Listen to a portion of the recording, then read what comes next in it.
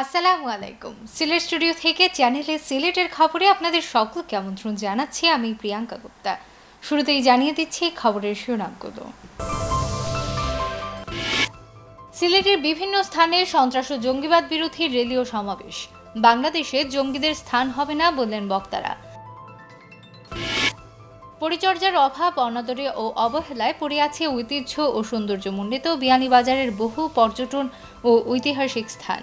স্বার্থান্বেষী ভূমিক্ষেপ ও মহলের খপ্পরে পড়ে অনেক স্থান চিরতরে হারিয়ে যেতে বসেছে। সবুজ শ্যামল সিলেটের নানান সীমাবদ্ধতা ও সমস্যা মোকাবেলা করে সামনের পানে এগিয়ে যাচ্ছে সিলেট কৃষি বিশ্ববিদ্যালয়। ছাতকে প্রবাসী অর্থায়নে কালারুকা হাফিজ আব্দুল গনি তালুকদার উচ্চ বিদ্যালয়ে নির্মাণাধীন বহুতল ভবনের ছাদ ঢালাই কাজের উদ্বোধন। এবং মৌলভীবাজার সরকারি উচ্চ বিদ্যালয়ের 1987 সালের এসএসসি ব্যাচের দেশের ও প্রবাসী বন্ধুদের পরিবার সহ ঈদ পুনর্মিলনী ও আড্ডা অনুষ্ঠিত।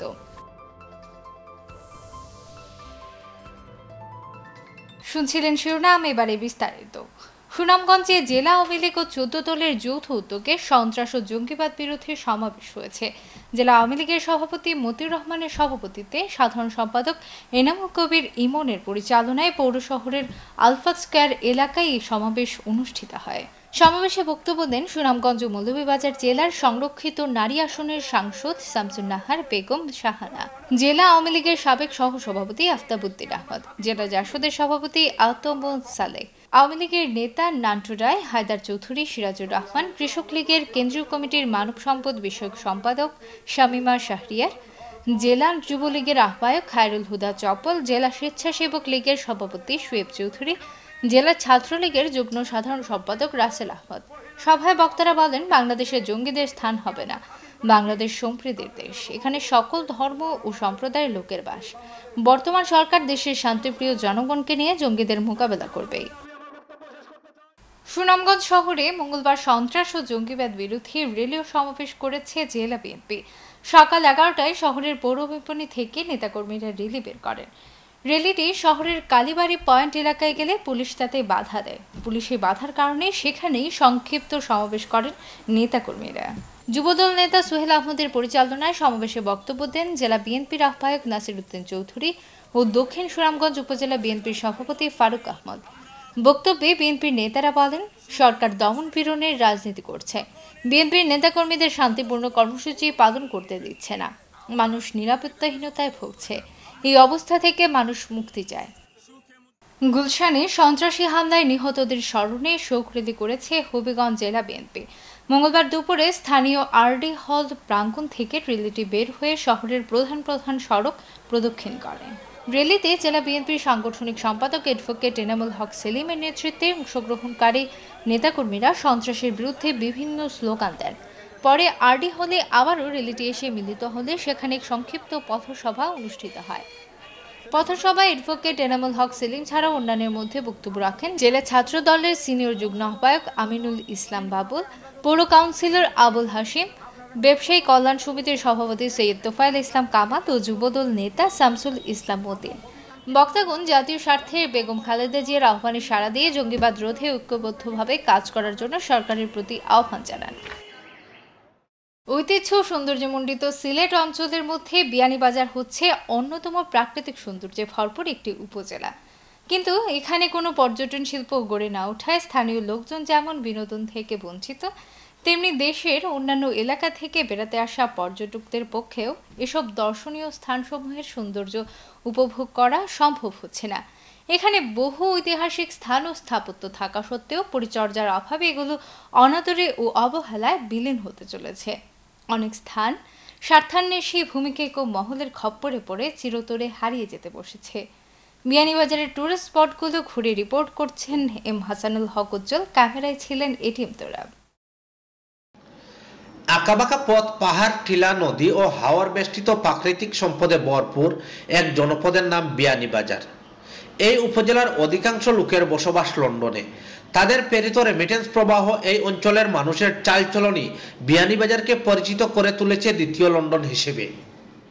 বিয়ানীবাজারের স্থাপত্য ও প্রাকৃতিক সৌন্দর্যমণ্ডিত স্থানগুলোর মধ্যে অন্যতম হচ্ছে কাঁসা জমিদার বাড়ি, বারোপালের দিঘি, বাসুদেব মিলন মন্দির, মুড়িয়া হাওর, জিসিদেবের বাড়ি, জাহিগীরদার মসজিদ, গুলাবশাহ রহমতুল্লাহ মাজার, বিজিবির আঞ্চলিক হেডকোয়ার্টার, শেওলা সুতারকান্দি শুল্ক স্থলবন্দর স্টেশন সহ অসংখ্য দর্শনীয় স্থান রয়েছে। নয়নাবিরাম টিলা ও পাহাড়। কালের বিবর্তনে বরদেশ এলাকার টেংরা রাজার দিঘিটি অনেকটা হারিয়ে গেলেও এলাকার পরিচিতি এখনো বয়ে বেড়াচ্ছে। দিঘিটি বিয়ানীবাজারের অতীত ঐতিহ্য ফিরিয়ে আনতে ও এখানে পর্যটকদের আকর্ষণ বাড়াতে এখনই প্রয়োজনীয় পদক্ষেপ গ্রহণের তাগিদ দিলেন বিশ্লেষকরা। গোটা বিয়ানীবাজার জুড়ে বিভিন্ন জায়গায় তার প্রাচীন মধ্যযুগীয় কিছু কিছু ঐতিহ্য এবং নিদর্শন আছে। এগুলোকে সংরক্ষণ করলে বিয়ানীবাজার একটি মানুষের জন্য আকর্ষণীয় একটি স্থান হতে পারে। তো এক্ষেত্রে সরকারি উদ্যোগ যেমন প্রয়োজন, তার চেয়ে আমি মনে করি বেসরকারি সচেতনতা এবং বেসরকারি উদ্যোগ খুবই প্রয়োজন। এছাড়া বিয়ানীবাজার এমন একটি এলাকা যেখানে আনারস, লিচু, কমলা ও কাঁঠাল সহ বিভিন্ন সুস্বাদু ফলের প্রাচুর্য লক্ষণীয়। এখানকার জলডুপি আনারস স্বাদের দিক থেকে দেশসেরা। স্বাধীনতা পূর্ববর্তী সময়ে কুপা সম্প্রদায়ের লোকেরা এখানে আনারস চাষ করতেন। স্বাধীনতা পরবর্তী কুপা সম্প্রদায় স্থান ত্যাগ করার সাথে সাথে আনারস চাষ অনেকটা কমে যায়। সে সময় টিলা ও পাহাড় বেষ্টিত জলডুপ এলাকা স্থানীয়ভাবে পর্যটন এলাকা হিসাবে পরিচিত ছিল।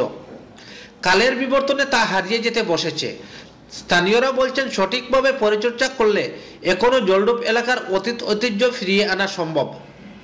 আমি এখন চুয়া করি, সরকারে সাহায্য সম্ভব আমরা করতাম আশা কারণ বিয়ানীবাজারের অতীত ঐতিহ্যকে যদি সংরক্ষণ করা যায় তাহলে ভবিষ্যৎ প্রজন্ম এ থেকে অনেক কিছু জানতে পারবে। এই এলাকার অধিকাংশ লোক যুক্তরাজ্য, যুক্তরাষ্ট্র সহ মধ্যপ্রাচ্যের বিভিন্ন দেশে কর্মরত।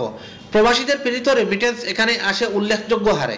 এত বিপুল অর্থবিত্ত থাকা সত্ত্বেও শুধু সুষ্ঠু পরিকল্পনার অভাবে এখানে পর্যটন শিল্প গড়ে উঠছে না শিল্প কারখানা।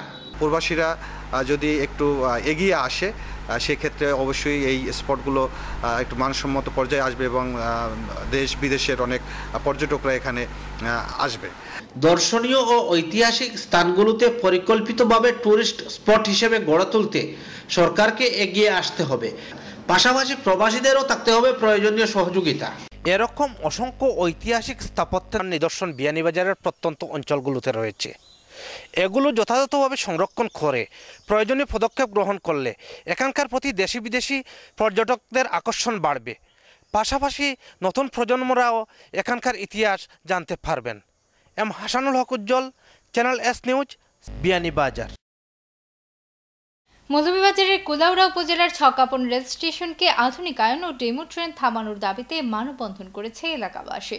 সচেতন নাগরিকের ব্যানারে ছকাপন রেল স্টেশনেই মানববন্ধন হয়।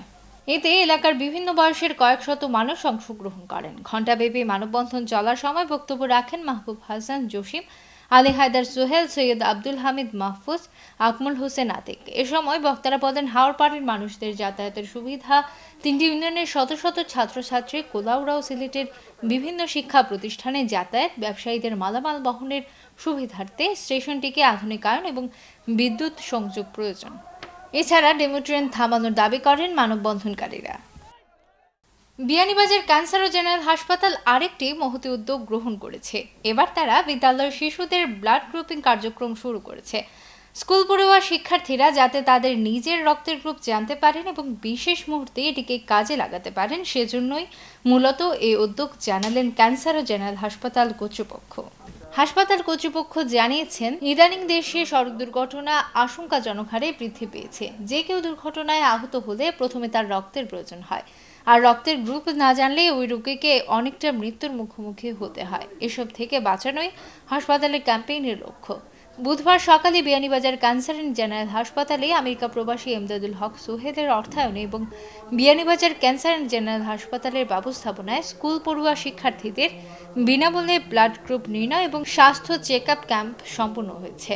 এই উপলক্ষে বিয়ানীবাজার ক্যান্সার ও জেনারেল হাসপাতাল এক অনুষ্ঠানের আয়োজন করা হয়। অনুষ্ঠানে সভাপতিত্ব করেন হাসপাতালের অ্যাডভাইজার হাজী মোহাম্মদ বুরহানুদ্দিন। প্রধান অতিথির বক্তব্য রাখেন বিয়ানীবাজার উপজেলা শিক্ষা কর্মকর্তা মাসুম মিয়া।